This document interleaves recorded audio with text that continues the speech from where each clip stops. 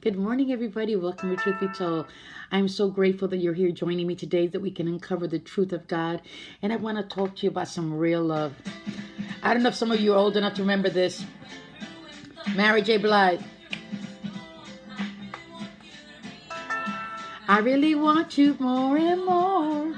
I want to talk to you about God's real love, honey, because we don't know love until we know God's true love. Real love. I give you a new commandment that you should love one another just as I have loved you. So you too should love one another. That's John 13:34. Some people think that love is a sensation, a wonderful feeling of excitement or gushy emotions that make you feel warm and cozy all over.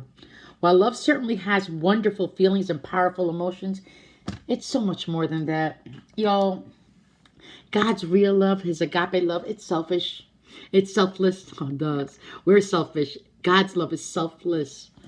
I pray today that we start to connect to God's love. And we just look at the image of Christ, what he did, what he gave up for us. That will show us that's the only true definition of love. God has commanded us to love one another, not to judge, not to, because we're so quick. But that's our flesh. I mean, let's be real. It's our flesh. As long as we're in our flesh and we're in this world, our flesh is going to be fleshy. It takes practice, y'all. It takes so much practice to rise, to go to the gym every day, your spiritual gym, and get your spiritual muscles.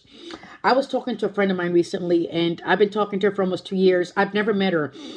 Um, and she was struggling with some things with unforgiveness. But I want you to know, she would always ask me, well, how do you do it? How do you do it? I do it because I practice. I don't want to have those feelings. I want God's blessings in my life. If you know the word says that we block God from manifesting his power in our lives because of the way we think, and because he tells us to forgive, he tells us to love, he tells us to let go and trust him, and we don't do those things. So if we're not doing what God has told us to do, we have to cooperate with God, and we don't know how to cooperate. So I pray today that you learn to cooperate. See, she's learning to cooperate with God, and so many things have changed in her life, her perspective.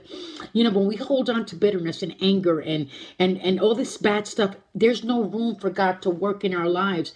And it just makes me it overjoys my heart to think when I hear her speak, saying that she finally gets it. Oh, honey, that's called revelation.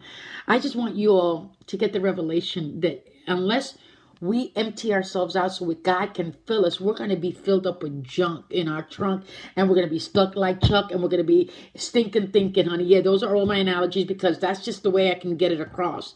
I pray that you move forward in God's will today and start to love that real good love, honey.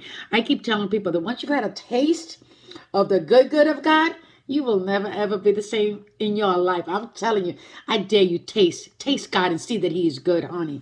Woo, ain't nothing like it in this world. I love you guys. I hope you have an amazing day. I am on Anointed Avenue and Blessed Boulevard. Where you at? Holla.